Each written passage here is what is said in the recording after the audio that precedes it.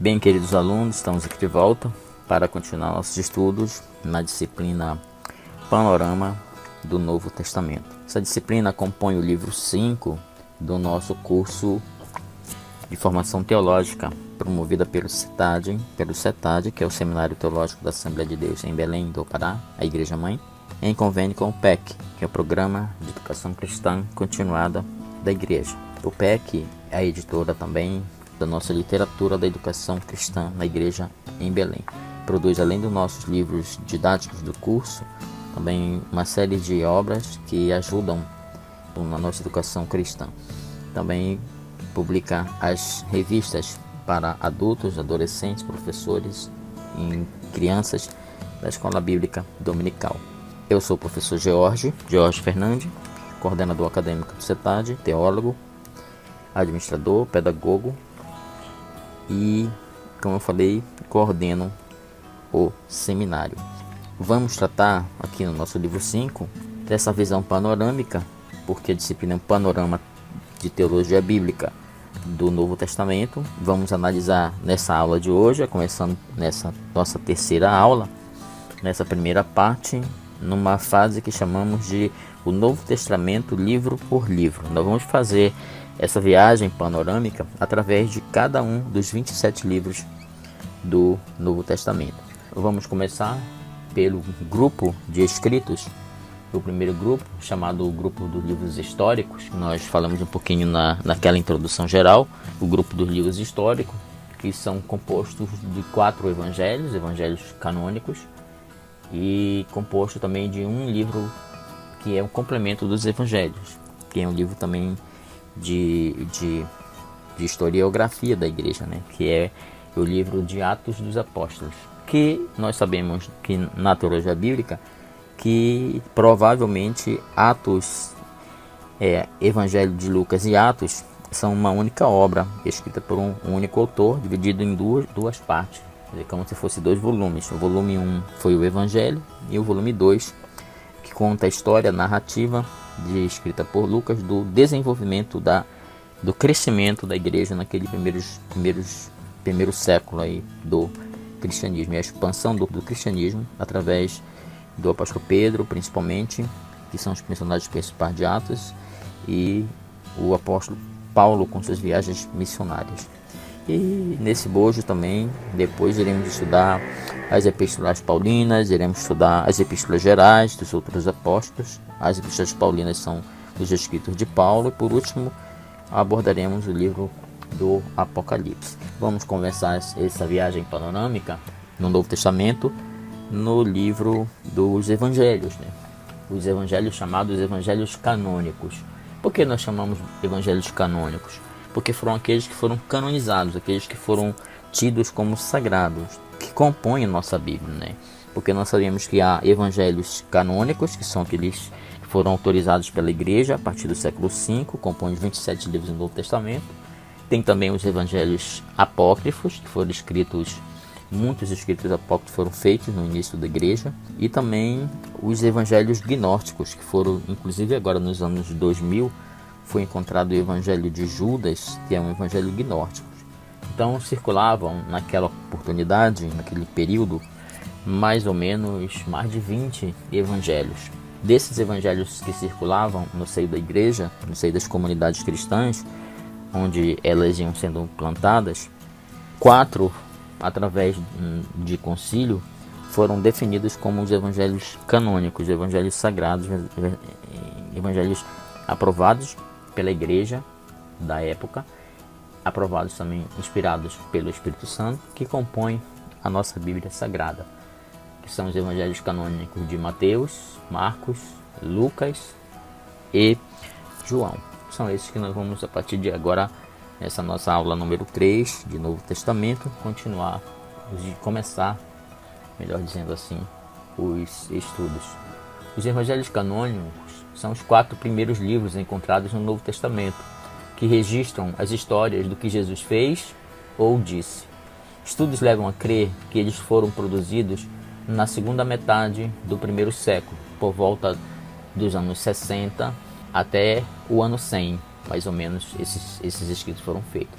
Lembrando que esses evangelhos canônicos, esses 4, eles se dividem em 2 categorias entre si. Os 3 primeiros, que são, seguindo a ordem das nossas Bíblias, Mateus, Marcos e Lucas, são chamados de sinóticos por causa da semelhança da narrativa entre eles. Ou seja, há uma interdependência entre os 3 escritos, os 3 primeiros evangelhos escritos, Mateus, Marcos e Lucas. Nós vamos estudar mais um pouquinho sobre essa questão sinótica, né? Chamado na teologia de o problema sinótico. Eles são semelhantes, porém não são cópias exatas, mas um contém um pouquinho do texto de outro. E analisando esses 3 textos, entendemos pelas análises teológicas que há uma ligação direta entre os 3, né, na questão textual, indicando que o Evangelho de Marcos teria sido a fonte original, esse é o problema sinótico, né? E que Mateus e Lucas utilizaram partes do texto de Marcos na composição das suas obras. Então há essa similaridade que é chamada de sinótica. Por que nós colocamos os 4 escritos entre os anos 60 até 100? Porque os 3 sinóticos, tudo indica, né, não há assim no texto ou evidência da cronologia exata na data exata que foi criado, mas entendemos por análise até de interpretação textual, interpretação até teológica, hermenêutica, é de que há evidências de que os 3 primeiros evangelhos sinóticos, Mateus, Marcos e Lucas, tenham sido escritos até antes dos anos 70. Qual foi o fato marcante que definiu o ano 70 da nossa era cristã? Foi a queda de Jerusalém diante de Tito, o general do exército do imperador Vespasiano, que era seu pai, quando destruiu e queimou a cidade de Jerusalém, se cumprindo cabalmente a profecia que Jesus havia falado aos seus discípulos no templo ainda em Jerusalém. Ele começou a pregar um grande sermão, um sermão chamado profético dos últimos dias. E então os discípulos perguntaram a ele: Senhor, quando se dará essas coisas? Ele disse assim: estamos vendo esse templo maravilhoso, mas eu digo a vocês que não ficará aqui neste lugar pedra sobre pedra, porque tudo aquilo ia ser destruído, ia ser derrubado, aquele templo queimado. Aí eles perguntaram em que tempo ocorreria isso. Ele disse que não passaria aquela geração. Uma geração é definida como 40 anos, né? Seria gerações na história do homem, na história do tempo. Então, 40 anos, ali Jesus estava no início do seu ministério, por volta do ano 30 da era cristã, mais ou menos. Então, 40 mais 30, 70, né? Então, daqui a 40 anos, acontecer aquela profecia, aquele templo seria destruído. Seria o tempo que se cumpria a profecia dita por Jesus, que aquele templo iria ficar pedra sobre pedra, e não ficaria uma pedra que não fosse removida. Foi o que Jesus falou aos seus discípulos. E exatamente essa profecia se cumpriu cabalmente com a destruição de Jerusalém pelo general Tito, no ano 70. Então, quando Jesus fez essa profecia, se o evangelho tivesse sido escrito após essa profecia, evidentemente cada autor já teria escrito o seu texto dizendo que já tinha se cumprido aquilo, né? Já tinha acontecido, ou fazendo uma referência, que aqueles fatos referiam-se à profecia de Jesus. Porém, quando eles foram escritos, ainda não havia acontecido a profecia, não havia se cumprido, então ela ficou ainda em aberto, como se fosse uma profecia a ser cumprida cabalmente depois. Por isso, os analistas do Novo Testamento, os especialistas, não consideram que os 3 sinóticos tenham sido escritos após 70. Principalmente o Evangelho de Lucas, que é o Evangelho... Lucas era um historiador e ele citava fatos, citava situações políticas, citava situações geográficas, citava até situações climáticas quando escrevia os seus evangelhos. Ele era um evangelho muito culto, uma literatura muito culta e muito detalhista. E ele narrava exatamente os fatos históricos e geográficos, econômicos, com muito detalhe. Se esse fato já houvesse acontecido da queda de Jerusalém, com certeza Lucas teria registrado, e também os outros teriam registrado esse fato histórico tão relevante, que significava a destruição da civilização judaica, representava a diáspora judaica, a primeira diáspora judaica. Eles teriam sido arrasados Jerusalém e eles seriam espalhados pelo mundo, e começava essa diáspora de se espalhar pelo mundo e não retornarem apenas agora já no século XX para ocupar novamente a região da Palestina, região de onde é hoje o Estado de Israel. Em 1947, 48 foi criado o Estado de Israel e eles então retornaram para a Terra Santa. Por isso essa colocação na questão da datação da escrita dos sinóticos e a datação da escrita do Evangelho de João, que faz parte, é o quarto evangelho canônico, ela se dá na década de 90 do primeiro século, né? Então, por volta entre os anos 90 até o 95, provavelmente teria sido escrito o Evangelho de João, que é o quarto evangelho. Embora alguns estudiosos datem o Evangelho de João no final do primeiro século, aí já na época 50, tem outros que sugerem uma data inferior, porque não é citado, é um evangelho com uma literatura diferenciada, né? Aborda uma temática diferente dos sinóticos. Alguns até tentam justificar uma data anterior ao ano 70, ou logo após, ano 70.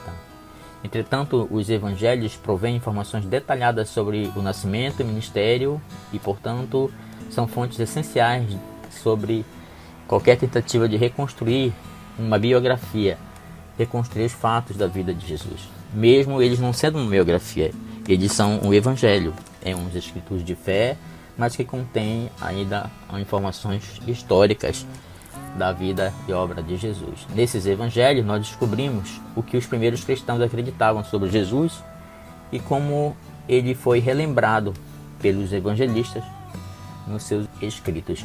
Eu vou fazer aqui um paralelismo breve entre os quatro evangelhos, né? Os três evangelhos sinóticos ficam numa categoria bem próxima de gênero com os três, e ao lado o quarto evangelho, o Evangelho de João. Então, os sinóticos, que são Mateus, Marcos e Lucas, eles dão ênfase ao ministério de Jesus na Galileia, né? Basicamente, a maior parte dos textos relata o ministério de Jesus na Galileia. O Evangelho de João dá uma ênfase ao ministério na Judéia. Segundo, os sinóticos, os três primeiros, falam mais de Jesus e as multidões, a vida pública de Jesus, né? Pregação, os milagres, os eventos, muitos eventos, principalmente o de Marcos. De Marcos parece uma narrativa jornalística, assim, bem rápida e concisa, né? É um dos menores em número de texto, né? Com apenas 16 capítulos. Então essa é uma característica dos sinóticos, falam mais de Jesus e as multidões, a vida pública. João fala mais de Jesus e os indivíduos, e as pessoas, a intimidade de Jesus.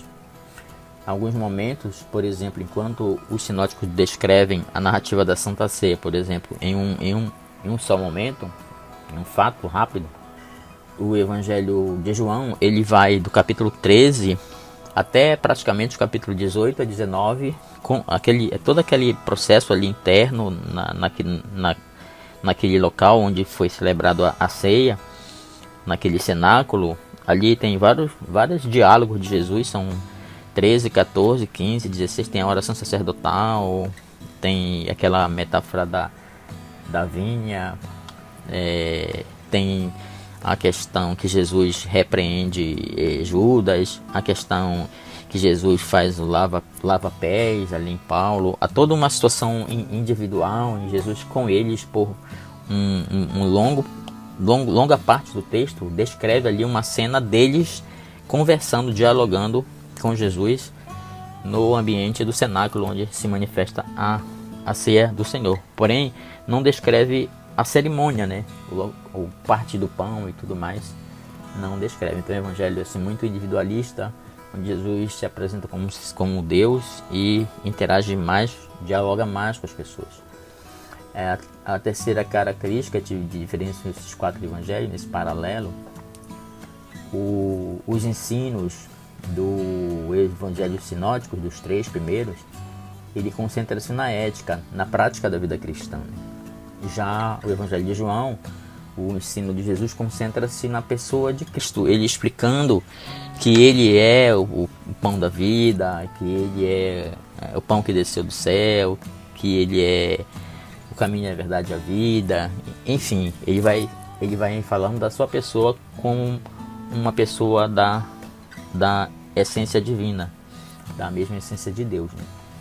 Ele começa se apresentando como o Verbo de Deus. Enfim, é uma leitura completamente diferente da sua própria pessoa, né? O evangelista descreveu uma leitura divina da pessoa de Jesus. A quarta e última característica que nesse paralelismo entre os sinóticos e João os sinóticos, Mateus, Marcos e Lucas, narram o que Jesus fez, né? Narram aquilo que ele fez, a sua obra. E João narra quem Jesus é. João se preocupa em narrar a pessoa de Jesus, a pessoa divina que foi Jesus, né? A sua absoluta divindade. Nos tempos de Cristo haviam 4 dessas pessoas que representativas entre o povo. Haviam judeus, romanos, gentios, um corpo de 3 classes, né? Em um corpo de 3 classes. Na mesma comunidade cristã tinham judeus, romanos e gentios, né? Formavam os recém-convertidos, os novos cristãos ali no surgimento do cristianismo inicial. Então a preocupação dos evangelistas foi narrar por essas quatro pessoas, esses 4 evangelistas, narram Jesus para atender essas perspectivas, essa audiência, esse públicos, né? Que eles iam encontrar durante até a expansão da igreja na terra, né? A igreja seria o reino de Deus na terra. Então o evangelista Mateus, ele escreve destinado aos judeus e apresenta Jesus como Messias e Rei, para que o judeu entendesse que pelas escrituras, a escritura deles, as escrituras hebraicas do Antigo Testamento, testificavam que Jesus era Rei. Marcos, o evangelista Marcos, escreve para uma audiência dos romanos, para atender o público romano, e apresentava a pessoa de Cristo como um homem perfeito, o Filho do Homem, né? Que apresenta o evangelista Marcos. O evangelista Lucas escreve para os gentios de uma forma geral, não só para romanos, mas também para gregos ou para qualquer outra cultura que aparecesse, que tivesse contato em querer saber quem era o Senhor Jesus, e apresentava a pessoa de Jesus como um conquistador poderoso que dominava a natureza, que ressuscitava os mortos, e ao mesmo tempo isso que ele era Deus, ele também era servo. Ele servia, veio para servir. E João, o 4º evangelho, ele descreve que ele se destina a toda pessoa que crê, né? A toda pessoa que cresce que Jesus era Deus. Aí é o evangelho de João. Ele se destina, e o corpo daqueles que creem em Cristo são considerados a igreja do Senhor. Então a mensagem de João é para a igreja, é a verdade, e apresenta Jesus como o Logos divino, apresenta Jesus como o verdadeiro Filho de Deus, o cumprimento do Filho de Deus, a verdade absoluta. Ele diz: eu sou o caminho, a verdade e a vida. Peremptoriamente, Jesus fala sobre si muito, essa questão do eu sou no seu evangelho, né? Essa palavra eu sou era dura aos ouvidos dos judeus, porque eu sou o que sou, era o tetragrama, o nome de Deus. Então quando ele falava esse eu sou em hebraico, dava a entender que ele estava se querendo dizer que ele era Deus. Isso abalava muito a questão do judaísmo daquela ocasião. Tá bom? Então esse é um pequeno comentário acerca dos 4 evangelhos, paralelamente vistos sob pontos de vista diferentes, porém para um mesmo significado, que é a pessoa e obra do Senhor Jesus Cristo. Vamos agora entrar na escrita de livro por livro. Eu vou explicar essa metodologia que vamos usar nessas aulas expositivas sobre esses livros, né, os 27 livros. Nós vamos nos reter aqui ao nosso texto, né? Nós vamos estudar para que você acompanhe aí essa aula melhor. Nós vamos estudar o Novo Testamento livro por livro, a partir da página 124 do nosso livro até o final do livro, né? Vamos fazer uma visão panorâmica de teologia bíblica rápida, concisa desses 27 livros. A partir da página 124 você pode acompanhar. Evidentemente que após a gente fazer a apresentação do conteúdo do livro, nós vamos fazer algumas inserções, alguns insights, algumas complementações, ampliações, para que a gente possa ter uma maior informação acerca de cada livro que foi escrito no Novo Testamento. Bem, continuando aqui com a nossa aula, vamos agora entrar definitivamente nessa viagem, né? Viagem na teologia bíblica, livro por livro no Novo Testamento, começando pelo livro de Mateus, né? Vamos apenas falando do método desse panorama, livro por livro, que nós faremos segundo a ordem que está exposta os livros de nossas Bíblias, né?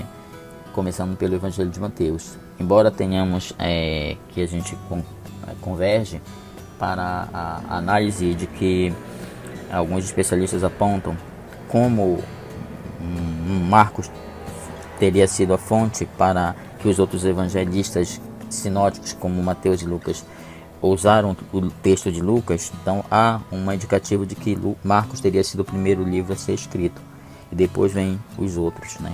Mas nós vamos observar aqui a sequência que está nas nossas Bíblias. Vamos começar essa análise livro por livro pelo livro de Mateus, o Evangelho segundo Mateus. O livro de Mateus tem como tema principal: Jesus é o cumprimento das profecias do Antigo Testamento no que concerne o Messias. Seus discípulos são chamados para um novo concílio para viver em dimensão mais alta do que a mais antiga jamais realizada. Então é um livro que tem como tema apontar que Jesus é o Messias, tá? Na verdade, ele começa o livro afirmando isso. Vamos ver aqui no capítulo 1, versículo 1 de Mateus. Eu vou aqui abrir a minha Bíblia. Mateus 1:1 diz assim: começa com o livro da geração de Jesus, filho de Davi, filho de Abraão. Ele começa com a genealogia de Jesus, na perspectiva de Abraão, dizendo que ele é da descendência de Abraão, de onde vem a raiz do Messias. Palavras-chave desse evangelho são cumprir o reino de Deus, o reino dos céus, filho do homem, filho de Deus e igreja. São as palavras-chave que encontramos nesse livro. Mateus também é o autor, né, considerado o autor, apesar de não há assim objetivamente um texto, uma evidência direta de que ele teria sido o autor, ele mesmo dizendo ser autor. E ele, embora não identifique isso, o texto, a antiga tradição da igreja atribui a Mateus a autoria dessa obra. O apóstolo é antigo cobrador de impostos. Pouco se sabe sobre ele, além de seu nome e ocupação.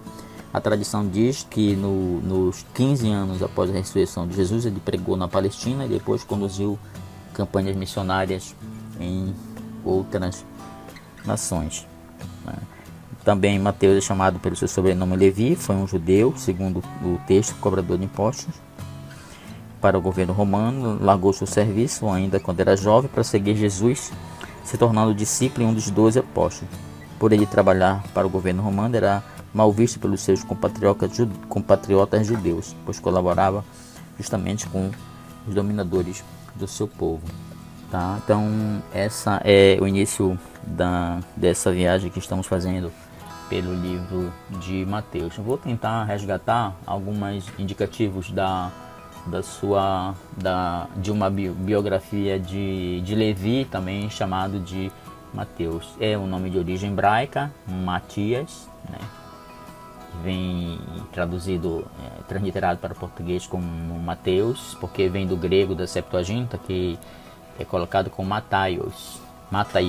Seu nome significa presente de Javé, ou presente de Deus, ou dom de Deus. De acordo com seu próprio evangelho, seu nome original era Levi, filho de Alfeu, e foi chamado por Jesus junto ao mar da Galileia, em Cafarnaum, quando trabalhava como publicano a serviço de Herodes Antipas. Era apóstolo e evangelista pela tradição, ele pregou na Judéia, Etiópia e Pérsia. Segundo essa mesma tradição, foi apedrejado, queimado, decapitado na Etiópia, de onde as relíquias do santo teriam sido transportadas para Paestum, na Itália. Depois dessas relíquias dele foram levadas para a cidade italiana de Salerno, e está, a partir do século I, está lá naquele mosteiro em Salerno. Mateus serviu ao rei Herodes na coleta de impostos, trabalhava ali na entrada de Damasco, na via onde se passavam as caravanas, e ele arrecadava os impostos.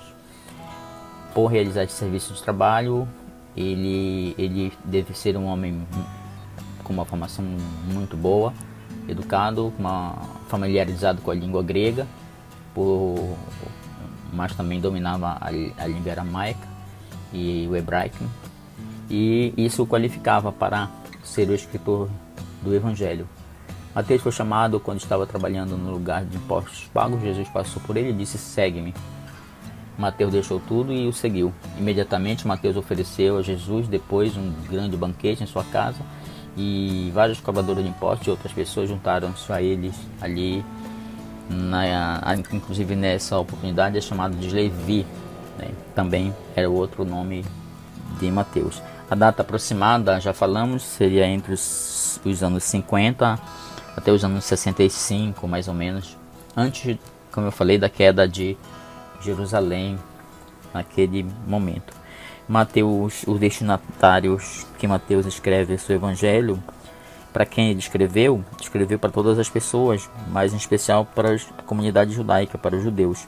Por isso apresentou Jesus como o Messias que fora prometido ao longo da antiga aliança, sendo o livro do Novo Testamento que mais faz citações do Antigo Testamento. Mateus frequentemente apresenta Jesus como filho de Davi e como rei, o rei tão guardado pelos judeus, fazendo isso de passagem do Antigo Testamento, da genealogia de Jesus desde Abraão, passando por Davi, e dando a sua ênfase à sua raiz estritamente judaica.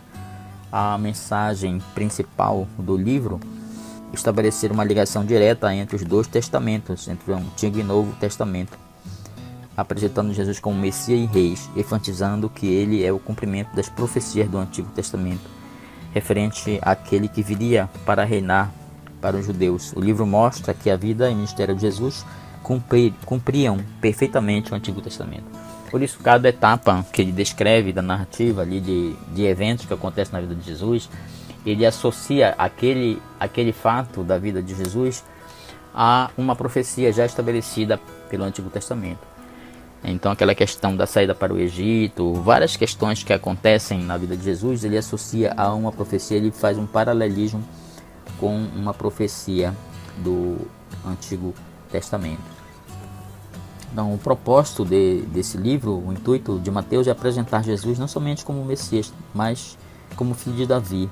Elabora esta verdade de uma maneira que ajudasse os cristãos em suas controvérsias para com os judeus. Ele mostra como Jesus cumpriu todas as profecias do Antigo Testamento, como a lei ganhou um novo significado e foi completada na pessoa, palavras e obras de Cristo. Mateus também salienta como a rejeição de Cristo por Israel está de acordo com a profecia, e como essa rejeição causou a transferência dos privilégios divinos das pessoas escolhidas pelos judeus para a comunidade cristã, para a igreja. O reino de Deus vos será tirado e será dado a uma nação que dê os seus frutos. Isso ele escreveu Mateus no capítulo 21, versículo 43. Vamos falar um pouco aqui do seu conteúdo, né? O conteúdo de Mateus, ele é dividido em cinco principais divisões, né? 5 principais momentos do seu texto. O objetivo de Mateus, desse conteúdo, é evidente na estrutura do livro, que agrupa os ensinamentos e atos de Jesus em 5 partes. Esse tipo de estrutura, comum no judaísmo, pode revelar o objetivo de Mateus em mostrar Jesus como o cumprimento da lei. Cada divisão termina com uma fórmula, como assim, concluindo Jesus esse discurso, e assim vai. Capítulo 7, capítulo 11, capítulo 13, capítulo 19, capítulo 26, ele coloca, Jesus faz uma série de estudos, depois concluindo Jesus esses discursos, e assim ele faz essa transição para a próxima sequência da vida de Jesus. Didaticamente ele está orientando, assim como se fosse uns mandamentos sequenciais, né? Essa divisão da vida de Jesus. A primeira parte é o prólogo, que vai do capítulo 1 e capítulo 2. Mateus mostra que Jesus, nesse texto, que Jesus é o Messias, ao relacioná-lo às promessas feitas a Abraão e Davi. O nascimento de Jesus salienta o tema do cumprimento, retrata a realeza de Jesus e sublima a importância de Jesus para os gentios. A primeira parte, do capítulo 3 ao 7 desse prólogo, contém o Sermão da Montanha, no qual Jesus descreve como as pessoas devem viver no reino de Deus. Esse Sermão da Montanha é um grande discurso de Jesus, chamado as Bem-aventuranças, onde ele estabelece ali como se fosse esse texto do capítulo 5 ao 7, é como se fosse o Deuteronômio do Novo Testamento. Deuteronômio do Novo Testamento. É como se ali ele tivesse todos os ensinamentos, como as pessoas deveriam viver, como as pessoas deveriam responder, como as pessoas deveriam orar, alguns princípios como se fossem legalistas, né? Botando as regras, a lei da nova mensagem de Cristo, como aquilo estava organizado. A segunda parte do conteúdo, que vai do capítulo 8 ao capítulo 11, reproduz as instruções de Jesus a seus discípulos quando ele o enviou para a viagem missionária, quando ele enviou para pregar. Ele selecionou os 12 e encaminhou eles para a pregação. A terceira parte vai do capítulo 11 até o capítulo 13, registra várias controvérsias nas quais Jesus estava envolvido e apresenta ali 7 parábolas descrevendo alguns aspectos do reino dos céus em conexão com a resposta humana necessária àquilo. O principal discurso na quarta parte a quarta parte vai do 13 ao 18, aborda a conduta dos crentes dentro da sociedade cristã, principalmente no capítulo 18, como seria o comportamento, né, dos crentes, dos cristãos dentro da sociedade. A quinta parte vai do 19 ao 25, narra a viagem final de Jesus a Jerusalém e revela o seu conflito climático com o judaísmo. Os capítulos 24 e 25 contêm os ensinamentos de Jesus relacionados às últimas coisas. É o sermão profético de Jesus. O restante do livro, que vai do 26 ao 28, detalha acontecimentos e ensinamentos relacionados à crucificação, à ressurreição e à comissão do Senhor à igreja. A ordem de Jesus para a igreja continuar os seus ensinos, a igreja fazer discípulos e permanecer crescendo. A não ser no início e no final do Evangelho, a disposição de Mateus não é cronológica e não é estritamente biográfica. Ele não se preocupa em falar da vida de Jesus, mas se preocupa em falar dos ensinos de Jesus, né? De uma forma lógica, de uma forma bem estruturada. Mas foi planejado para mostrar que o judaísmo encontra o cumprimento de suas esperanças em Jesus. Para mostrar para os judeus tudo aquilo que está nas Escrituras e nas profecias se cumpre cabalmente em Cristo. Não há mais necessidade deles esperarem por um Messias. Ele já está ali pregando, ele já é o filho de Davi, ele já é o descendente de Davi, ele já veio da herança de Abraão, ele é o fiel cumprimento daquilo que Deus havia planejado. Algumas particularidades que encontramos apenas no Evangelho de Mateus, não encontramos nem em Marcos, nem em Lucas. Eu vou citar rapidamente a visão de José, do anjo Gabriel, a visita dos magos, no capítulo 2, a fuga para o Egito, a matança dos inocentes pelo rei Herodes, o sonho da mulher de Pilatos, no capítulo 27, a morte de Judas, no capítulo 27, a ressurreição dos santos na crucificação. É um texto único de Mateus, que mostra que no dia da crucificação, quando se rasgou o véu do templo, é capítulo 27, versículo 52. fala que houve um terremoto e alguns túmulos se abriram em Jerusalém e as pessoas ressuscitaram e saíram e andaram em Jerusalém. No capítulo 28 aborda o suborno da guarda que guardava o túmulo de Jesus, ali o suborno pelo pessoal do templo, para que eles mentissem, dissessem que o corpo havia sido roubado e Jesus não havia ressuscitado.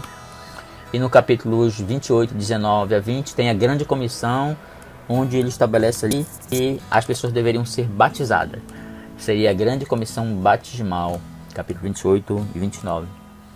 Teriam que ser batizados. Vamos ler aqui essa conclusão do Evangelho, capítulo 28, versículo 19 e 20. Portanto, ide, fazei discípulos de todas as nações, batizando-os em nome do Pai, e do Filho, e do Espírito Santo, ensinando-os a guardar todas as coisas que eu vos tenho mandado. E eis que estou convosco todos os dias até a consumação dos séculos. Amém. É o que diz o Evangelho de Mateus, colocando aqui, além da comissão de pregar o Evangelho, de batizar em nome do Pai, em nome da Trindade, do Pai, do Filho e do Espírito Santo, discipulando para que eles pudessem guardar tudo aquilo que ele havia ensinado para eles. Ainda dentro dessas particularidades de Mateus, podemos destacar também parábolas exclusivas de Mateus, que não contém nem em Marcos nem em Lucas. As parábolas são joio e trigo, do capítulo 13, o tesouro escondido, também no capítulo 13, é naquela série chamada Parábolas do Reino. O tesouro escondido, capítulo 13, ainda no capítulo 13 a pérola, no capítulo 13 novamente a rede lançada no mar, capítulo 18 o servo impiedoso, capítulo 20 trabalhadores na vinha, capítulo 21 a parábola dos 2 filhos, capítulo 23 casamento do filho do rei, capítulo 25 parábola das 10 virgens, capítulo ainda 25 parábola dos talentos, e alguns milagres exclusivos que só foi registrado por Mateus. Os 2 cegos, no capítulo 9, ainda no capítulo 9 o mudo, o endemoniado, e no capítulo 17 a moeda retirada da boca do peixe para pagar impostos. Aí são particularidades exclusivas apenas do texto de Mateus. Um comentário complementar aqui sobre a obra de Mateus. Dos evangelhos que chegaram até nós, o de Mateus foi provavelmente o primeiro a ser escrito depois de Marcos, como já até comentamos. Mateus usou o evangelho de Marcos como um ponto de partida para o seu próprio evangelho. Por isso nós vemos que ele mantém a estrutura do texto de Marcos e inclui algumas partes exclusivas, particularidade deles, que eu acabei de citar anteriormente. Ele incorporou a maior parte do texto de Marcos, algumas vezes reescrevendo, mas na maioria das vezes repetindo palavra por palavra.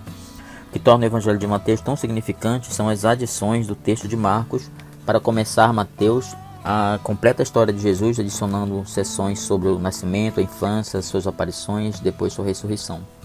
Outras adições maiores estão na forma dos 5 discursos, que foram sermões pronunciados por Jesus, incluindo o Sermão do Monte, que inclui o texto sobre a verdadeira felicidade, a oração do Pai Nosso e a descrição do juízo final, em que Jesus separa as ovelhas das cabras, os salvos dos condenados, levando em conta quem cuidou dos necessitados e quem não fez.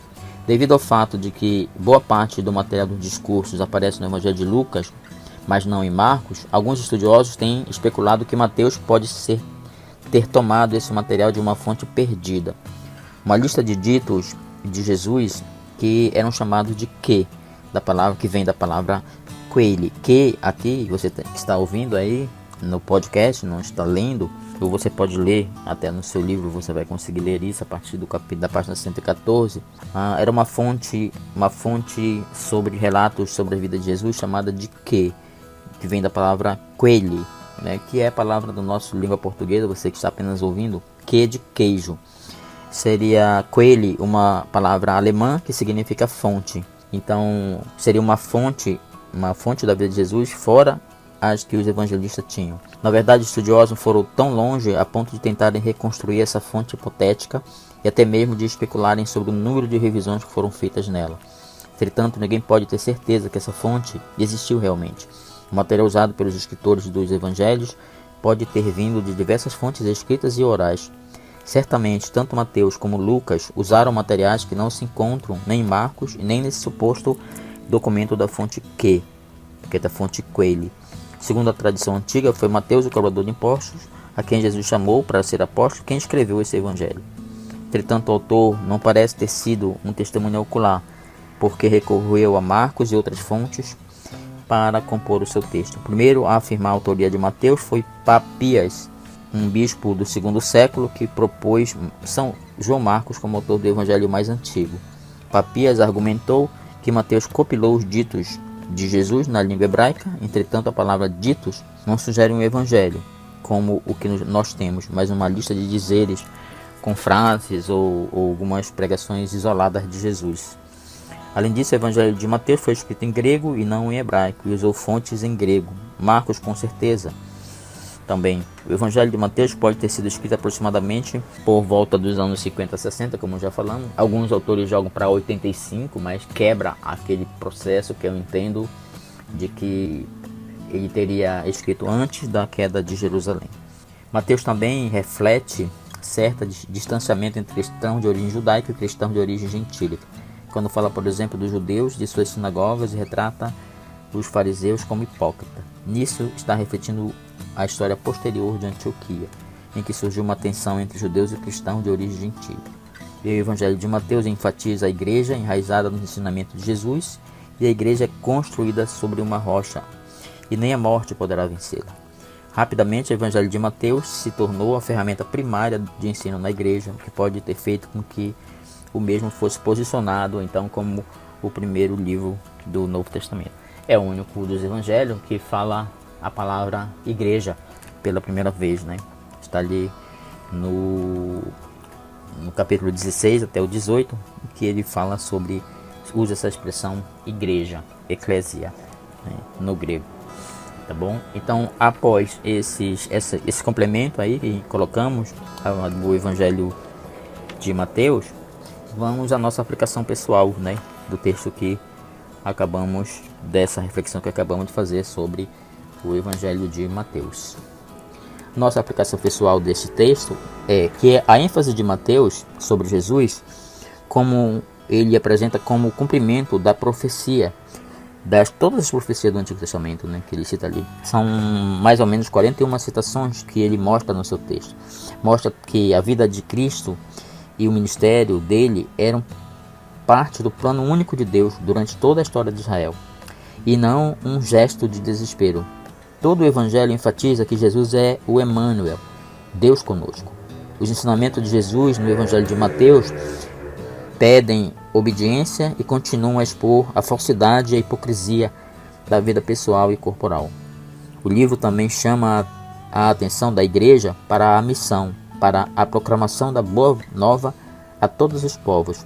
Os discípulos de Cristo precisam aprender a viver em meio à tensão de duas eras: a era atual, do cumprimento na pessoa de Cristo, em suas palavras e obras, em sua igreja, pelo poder do Espírito Santo, e o tempo vindouro, o tempo do futuro, isto é, a consumação de todas as coisas, o final dos tempos. Enquanto isso, pede-se que os cristãos sejam humildes, pacientes, genuínos, fiéis, atentos, responsáveis, seguros da perseverança de Cristo, do Cristo ressurreto, enquanto esperam seu retorno. Quando a fé irá dar lugar à visão definitiva do reino de Deus na terra. Tá? Então essa foi a mensagem do Evangelho de Mateus, de forma resumida, panorâmica, de uma teologia bíblica de Mateus. Vamos agora iniciar o Evangelho segundo Marcos. O Evangelho de Marcos, apesar de aparecer como segundo em nossas Bíblias, ele foi considerado o primeiro dos 4 a ser escrito. Apresenta Jesus como servo do homem. É um dos 3 evangelhos sinóticos que tem uma visão em conjunto, uma visão comum, e seu propósito é instruir os crentes, especialmente os gentios romanos, a serem servos do Senhor, estarem a serviço do Senhor, tal como Jesus veio como servo do homem. Então o Evangelho de Marcos é um dos junto com o Evangelho de Mateus e Marcos, faz parte dos sinóticos, está dividido em 16 capítulos, a obra completa. Dos sinóticos é o mais simples e o menor, sendo igualmente aquele que será provavelmente o mais antigo, servindo de uma possível fonte para os demais evangelistas, embora contenha 35 versículos a mais relativos aos milagres não relatados nos outros evangelhos. O tema principal de Marcos é o sofrimento do Filho do Homem, que na verdade é o Filho de Deus. Isso a gente confirma logo no início do Evangelho, no primeiro versículo. Marcos 1, versículo 1, diz assim: princípio do Evangelho de Jesus Cristo, Filho de Deus. Tá? Então esse é o tema principal, apresentar Jesus como Filho de Deus. As palavras-chave que encontramos no texto é autoridade, Filho do Homem, Filho de Deus, sofrimento, fé, disciplina, evangelho. São as palavras-chave. Sobre uma biografia de Marcos, temos pouco diretamente na Bíblia, mas através de textos paralelos, podemos chegar a um roteiro da sua vida. O seu nome é João Marcos. João é um nome hebraico que significa graça de Deus, e Marcos vem do latim, que significa martelo grande. Ele era filho de Maria, não a Maria mãe de Jesus, mas outra Maria, que estava ali no meio daquelas outras mulheres que estavam sempre servindo no ministério com Cristo. Era filho de Maria, primo de Barnabé. Isso você encontra na carta de Paulo aos Colossenses, capítulo 4, versículo 10. Que na versão corrigida é chamada de sobrinho, primo em uma versão, e em outra versão é traduzida como sobrinho de Barnabé. Acompanhou Paulo e Barnabé até Antioquia e depois também os acompanhou na sua primeira viagem missionária até Perge. Em Atos, está registrado em Atos capítulo 12 e Atos capítulo 13. Em Perge houve uma divergência entre eles. Por causa dele, Paulo e Barnabé se separaram na segunda viagem, já em Atos 15. Mais tarde, porém, Marcos foi cooperador de Paulo, como você pode conferir isso em Colossenses 4, versículo 10, Filemão, versículo 24, 2 Timóteo 4:11. Trabalhou com Pedro, você pode conferir isso em 1 Pedro 5:13. Marcos era tratado como intérprete de Pedro. Sofreu influências marcantes de Paulo e Pedro, que o tratavam como seu filho na fé, e certamente os auxiliou na escrita do Evangelho. Paulo, principalmente Pedro, com essas informações, o ajudou na escrita do Evangelho. Segundo a tradição, Marcos fundou a igreja de Alexandria, onde foi martirizado no ano 74 do primeiro século. Ele teria sido arrastado por pagãos pelas ruas de Alexandria, com cordas amarradas em seu pescoço. Depois foi preso e morreu no cárcere, já em função desses ferimentos. Marcos foi provavelmente o primeiro cristão a escrever um evangelho, portanto inventando um novo gênero literário, porque o evangelho não é uma mera biografia, mas um estudo extenso do significado da vida e da ressurreição de Jesus para os crentes. Foi escrito em mente com um propósito de atender a necessidade da igreja acerca da história da vida e da obra de Jesus. E aí está definindo no texto alguns elementos e alguns objetivos pastorais. Primeiro, dar ênfase aos cristãos para que perseverassem como discípulos fiéis. E segundo, incentivar os cristãos a darem seu testemunho com coragem. Terceiro, incentivar os cristãos a confiarem nas promessas de Jesus. Possui um grande valor esse evangelho para a igreja, valor ético e teológico. Ele estabelece Jesus como quem nos confrontamos em Marcos nos incomoda, porque ele é o servo. Desafia o leitor a ver Jesus como ele realmente é, e a seguir de exemplo de servo do Senhor. Jesus perdoa nossos fracassos e nos transforma no que ele quer que nós sejamos. Ele quer que nós sejamos testemunhas ousadas e seguidores corajosos no caminho do discipulado a qualquer preço, de alto preço. Alguns comentários ainda complementares sobre Marcos, sobre o autor João Marcos. Pertencia, como eu falei, pela linhagem dele, uma família importante e influente de Jerusalém. acompanhou Paulo e Barnabé nas viagens missionárias. Ele desertou em Perges. Nessa ocasião, Marcos foi alvo da compaixão do primo Barnabé e ambos seguiram para Chipre. Após 12 anos, Marcos reapareceu ao lado de Paulo, provando que um fracasso não significa o fim do ministério. Inclusive, Paulo pediu para que, na última carta dele para Timóteo, para que João Marcos voltasse, porque ele era muito útil no ministério. Então, mesmo que você tenha discordâncias com sua liderança, não se desanime, porque Deus é o Senhor da seara, o Senhor da obra. Marcos reconquistou a confiança de Paulo enquanto esteve na missão com Barnabé. Mais alguns dados sobre essa questão de Marcos. Mesmo que esse evangelho não apresente no texto a evidência textual de que ele teria escrito esse evangelho, é unânime em dizer a tradição antiga que o autor desse evangelho foi João Marcos, seguidor próximo de Pedro. Eu já citei aqui 1 de Pedro 5,13, e companheiro de Paulo e Barnabé em suas viagens. O mais antigo testemunho da autoria de Marcos tem origem em Papias, que foi um dos pais da igreja. Era bispo da igreja em Herápolis e viveu entre os anos 135 e 140. Ele cita isso da sua obra. Esse testemunho é preservado na história eclesiástica de Eusébio de Cesareia, que foi um escritor que escreveu ali sobre a igreja primitiva. Papias descreve Marcos como intérprete de Pedro. Embora a igreja antiga tenha tomado cuidado em manter a autoria apostólica direta dos evangelhos, os pais da igreja atribuíram coerentemente esse evangelho a Marcos, que não era um apóstolo, mas ele conviveu com Pedro e conviveu com Paulo, provavelmente com Lucas e todos os discípulos, Timóteo, Barnabé. Então foi um homem com uma capacidade muito grande para receber a autoria dessa obra. Esse fato fornece a confirmação indireta dessa autoria do Evangelho. Os fundadores da igreja declaram que o Evangelho de Marcos foi escrito depois da morte de Pedro, que aconteceu durante as perseguições do imperador Nero, por volta do ano 65, 67. Por isso a data possível, provável, pode ter sido antes de 70, em função do marco que foi o 70, a destruição de Jerusalém. O Evangelho em si, especialmente o capítulo 13, indica ter sido escrito antes da destruição do templo em Jerusalém. A maior parte das evidências sustenta uma data entre 65 a 70. O limite é 70 para a autoria. Como eu falei, não tem como provarmos uma data exata. Não havia Instagram, não havia como registrar a foto, para nós datarmos o evento. Mas por essas pesquisas paralelas que nós temos, nós tentamos chegar a uma relativa data que possa ter ocorrido a autoria desse Evangelho de Marcos. Vou falar um pouquinho aqui do contexto histórico, na situação em que o Evangelho é escrito.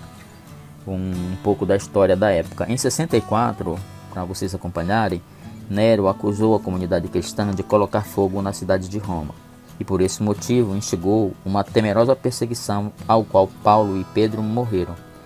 Em meio a uma igreja perseguida, vivendo constantemente sob a ameaça de morte, o evangelista Marcos escreveu suas boas novas, escreveu esse livro.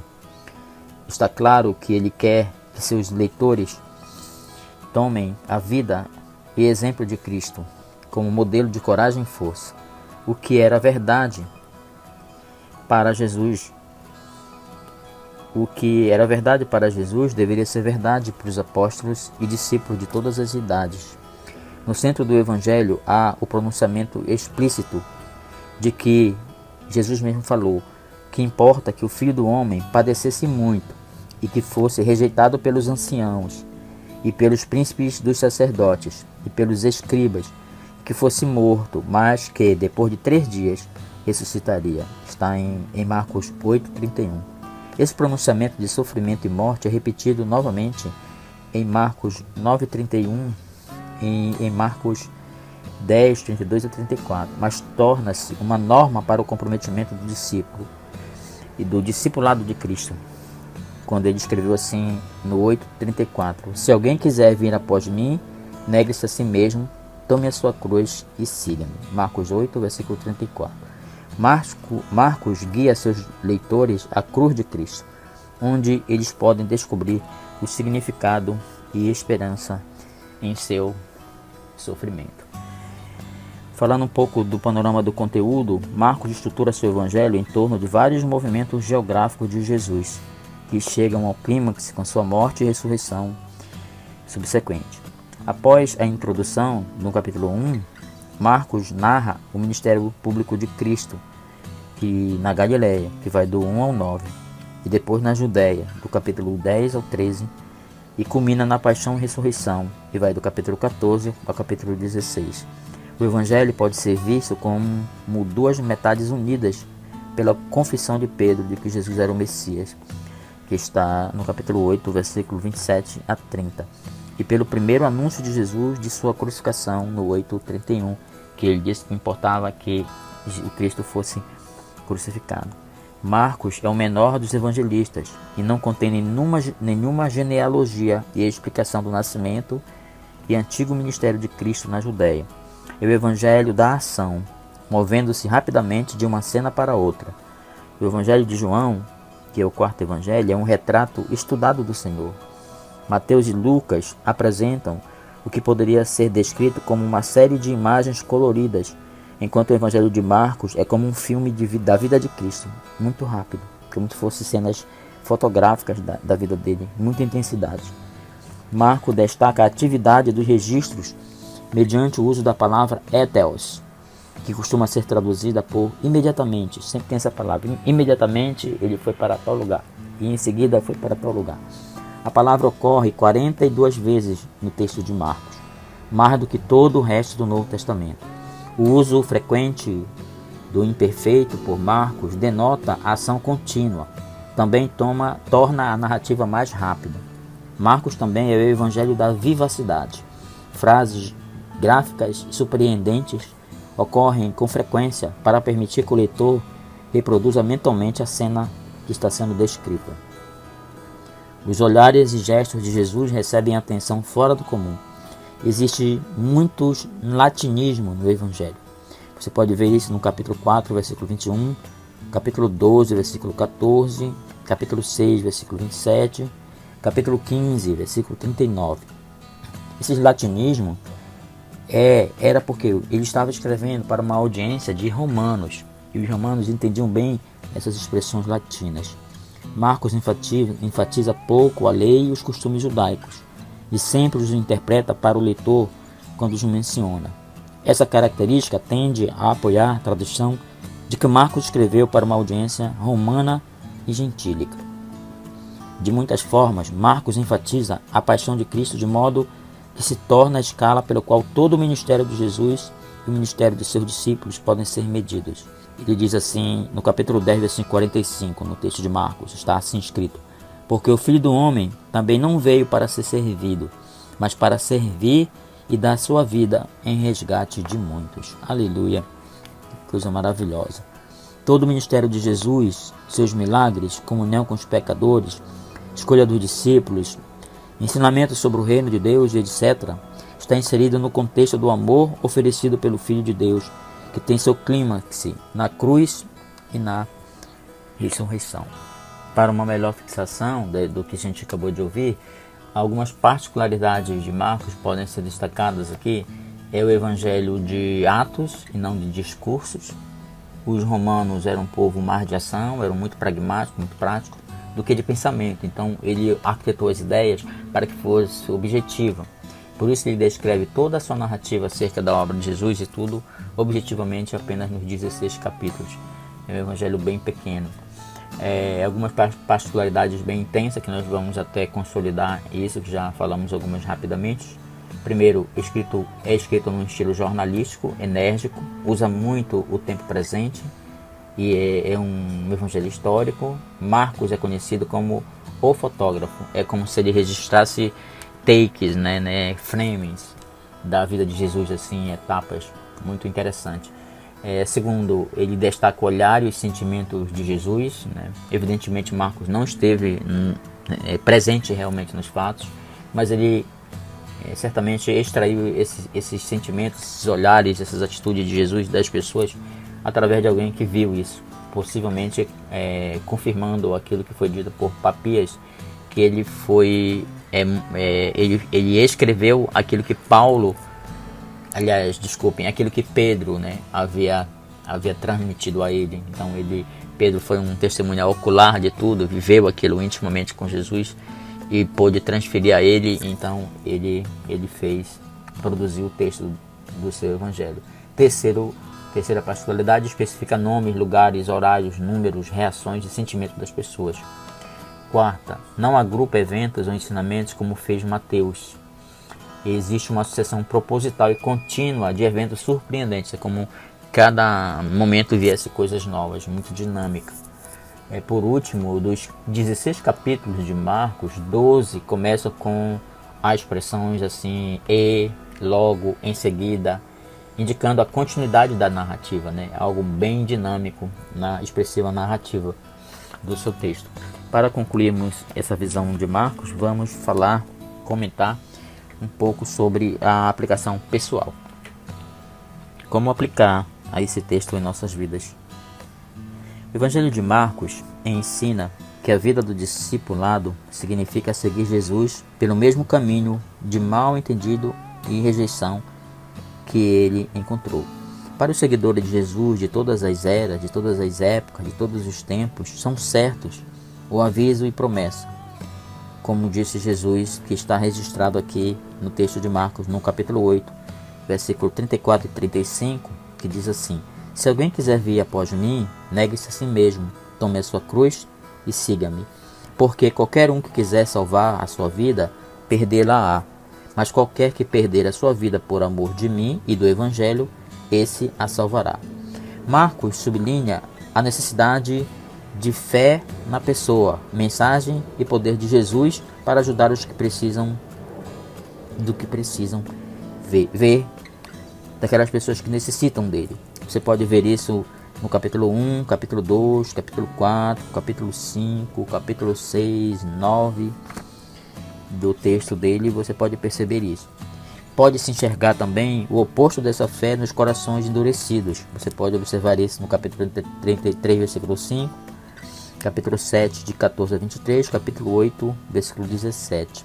O Cristo encarnado que Marcos descreve é alguém que está disposto e que é capaz de ajudar aqueles em extrema necessidade, aqueles que mais precisam dele. Ele é o evangelho do servo de Deus, né? Que vê o sofrimento e precisa servir a quem está necessitado.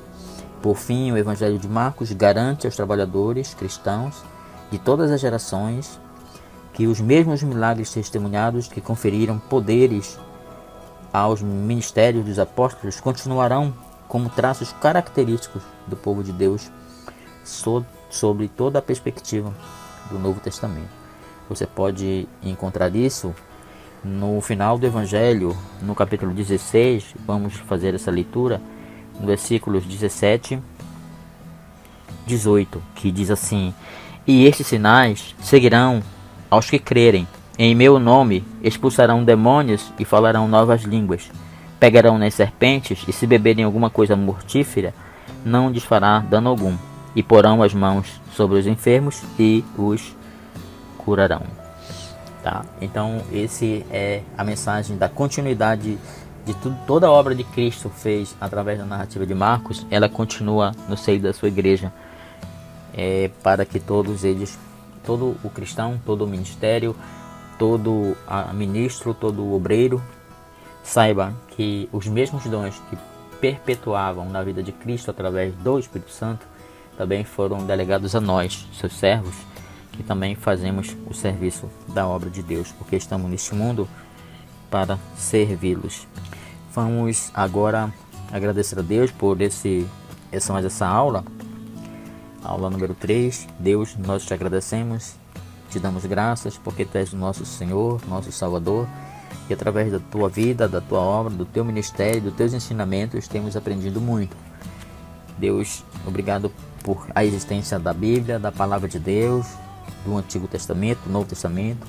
Nós temos nesses dias de estudos sistemáticos de todos os livros, nós temos visto o grande conteúdo e extrema importância de nós conhecermos tudo isso. Por isso tu és firme quando fala o Espírito Santo através do apóstolo Paulo, que diz que nós precisamos ser obreiros aprovados, que não temos que nos envergonhar de nada, porque nós vamos saber manejar com muita poder, com muita honra, com muita glória, toda a palavra de Deus. Podemos saber o que ela diz para nós, podemos saber quais foram as promessas, os milagres, quais foram tudo aquilo que Deus deixou nas Escrituras, para que nós possamos seguir e entender que Ele está conosco da mesma forma que esteve com aqueles homens, grandes servos de Deus, que deixaram tudo isso escrito para nós. Te agradecemos por tudo, por esta aula, e que as próximas possam também ser no mesmo nível, que possamos aprender dia a dia acerca da tua vida e da tua obra. Nós agradecemos por tudo, isso é uma palavra de agradecimento, uma palavra de adoração, uma palavra de certeza de que tu estás conosco em todos os momentos.